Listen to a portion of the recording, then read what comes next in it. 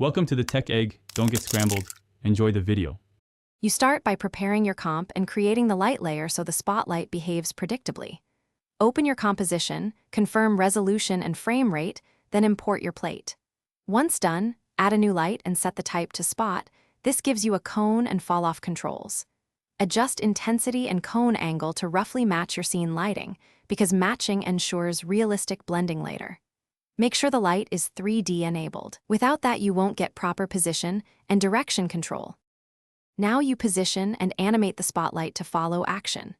Turn the affected layer into a 3D layer if depth matters, and synchronize the light's position and point of interest by keyframing or pick whipping to a null for cleaner control. Once animated, refine the look with fall-off and cone feather to avoid harsh edges.